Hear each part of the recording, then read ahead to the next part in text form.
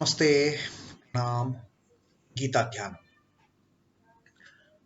Om Parthaya Pratibodhitam Bhagavata Narayanena Swayam Vyasena Gratitam Purana Munina Madhye Mahabharatam Advaitam Ritavarshinim Bhagavatim Ashtadashaadhyayinim Ambatva Manusandadhami Bhagavad Gite Bhavatveshini. Oh,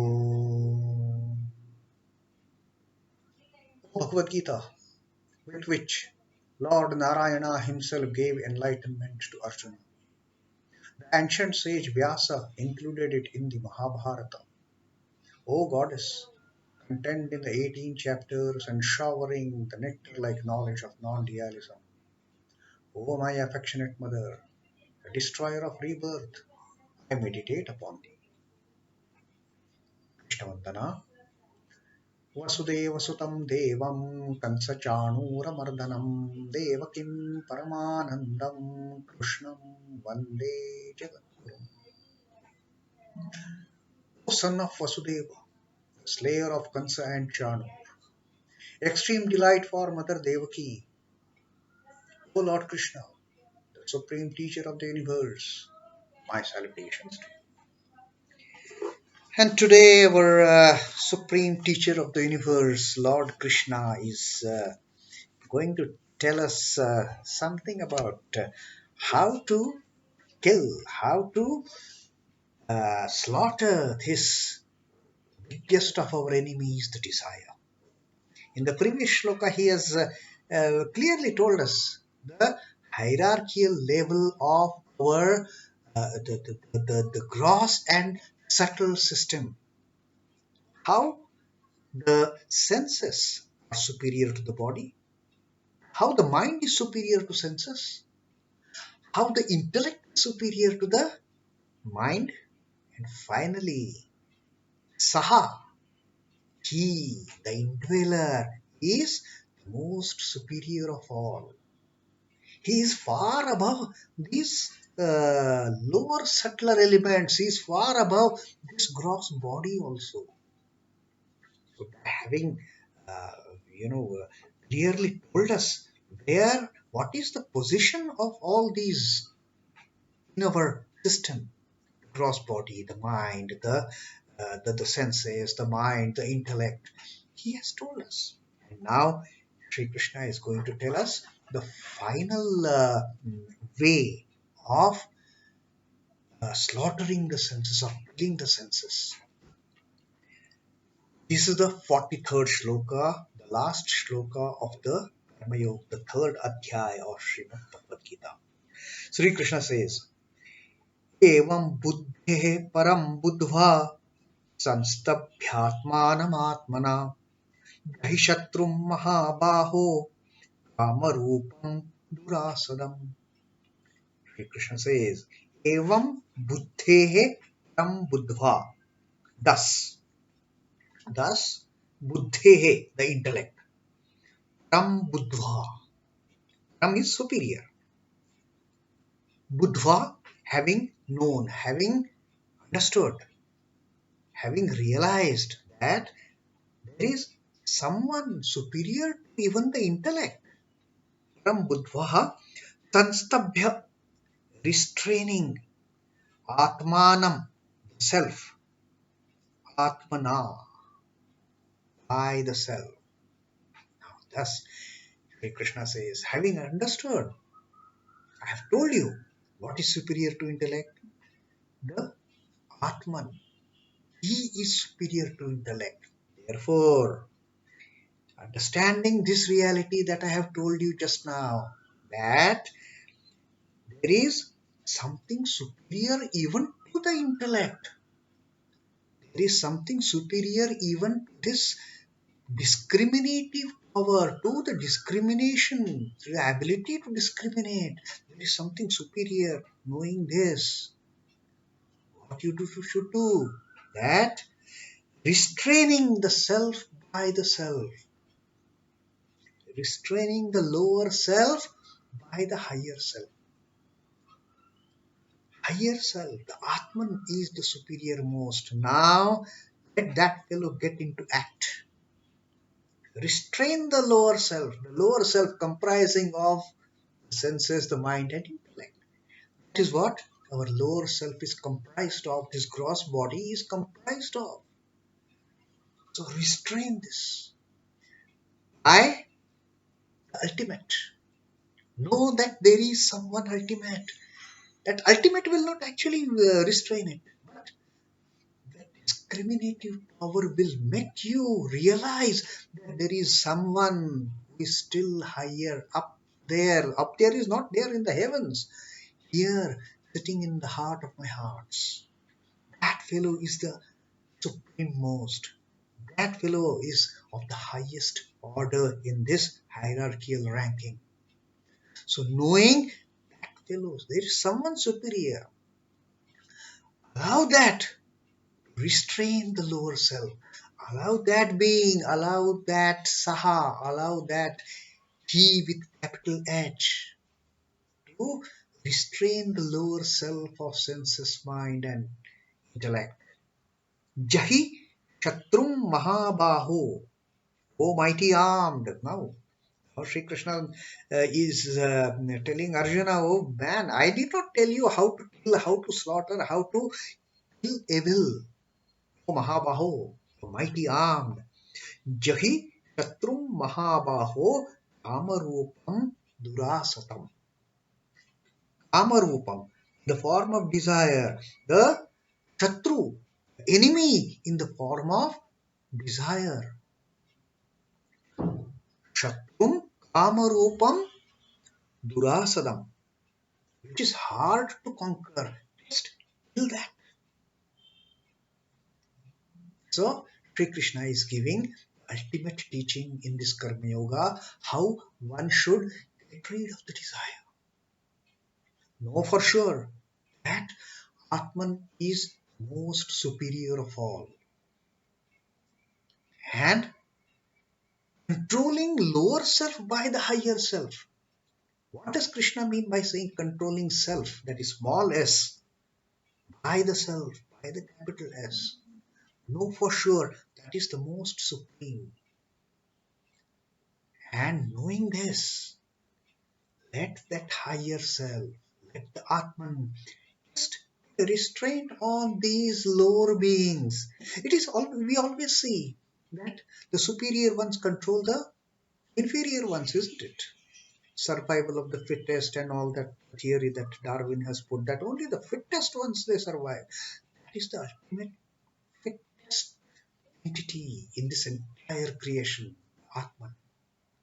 So let it control let it subdue those who are actually not fit, those who are far below in the rank of superiority. So let the self be restrained by the self. Thus, knowing him as superior to the intellect, restraining the self by the self, slay, O mighty armed, slay the enemy in the form of desire, which is very difficult to overcome. It is extremely difficult to overcome desires. That is true. Krishna says that it is not an easy job. For that, you have to awaken your higher self. And by awakening the higher self, put a restraint on these lower selves, lower constituents of the lower self. Just put a restraint on the senses, the mind and intellect, and top of the head of the desire. Just slay it, O mahā-bāho. You have that ability. We all have that ability, Krishna says. In fact, we are all mahā-bāhos in our respective meanings. We are all mahā-bāhos. We have anyone who has the capability of slaying the senses is a mahā-bāho. Krishna says to Arjuna, "O mahā-bāho, you have to slay this the wicked enemy in the form of desires, which is extremely difficult to conquer. It is extremely difficult to put under control. Durāsadam. Don't have any soft corner for that element called as desire, that enemy called as desire. Don't have any soft corner. Don't have any sentimental attachment. Just be cutthroat. Be ruthless. Desire is centered on body. The senses, mind, and intellect, jiva, consciousness, or individualized little self is fostered. When desire take hold of these subtle elements of our system, we just this self, lower self, it just gets fostered. This little self is ever wrought with misery. Foolishly do people think it is imbued with happiness. Momentary happiness they get by enjoying those pleasures of lust and greed. They feel, oh, it is permanent happiness. No. The enjoyment through lust and greed can never be permanent. And the foolish self, lower self feels, oh, I'm so happy. Every happiness associated with the body, the senses, the mind, and intellect is bound sooner or later to reappear as misery. There is no escape from it. Any happiness from any of these temporary entities, all these things which are going to get wiped off from the face of this earth, there is no happiness you can ever get from them. Atma-bodham or spiritual consciousness is to be awakened. And that's the thing, that is the time. When we start realizing there is no happiness, then we have to start looking at that most superior being which is within us. And please help us. Then allow that person, then allow that entity, then allow that supreme being to restrain this lower self. Following in its wake, body, senses, and intellect have all to serve the Atman. It is not the other way around. It is not that the Atman has to serve these beings. No, that is the King of Kings. He cannot be subdued by any of these. Ultimately, the senses, the mind, and intellect, they have to bow down before him. The base desire automatically vanishes, the little self dwindles away, and the real self emerges. And then comes this realization that I am not the doer. And when this feeling comes, I am not the doer, then the karma yoga starts. Then there is that work without attachment. Then there is that work without any attention to the fruits of the work. What I am going to get. Because I am not doing this. And that attachment to the work, that ownership of doing the work, it gets dissolved. Then it is the Lord's work. Light shines in the glory of the Atman. Now, what Sri Ramakrishna has to say on this? Sri Ramakrishna says, no sooner a thief is detected than he takes to his heels. When you know that the nature of Maya, it flees from you. When you know there is someone far superior than these senses and mind and intellect, then senses, mind, and intellect have no role to play. They just run away. That is what Sri Ramakrishna has also told, and that is what Sri Krishna has also told us in this particular shloka. Having known that there is someone which is the ultimate superior, just allow that self, allow that capital S to restrain this lower self comprising of sense, mind, and intellect, and absolutely mercilessly just kill off that enemy, the worst enemy, desire. Kill it off. So that was Sri Krishna's teaching through this karma yoga to us, and telling us how we should perform the work. Let us not get attached. This attachment in the form of desires is the major culprit, and that can get any kind of the bad deeds, the worst kind of bad deeds can get. It can make us do those kind of deeds.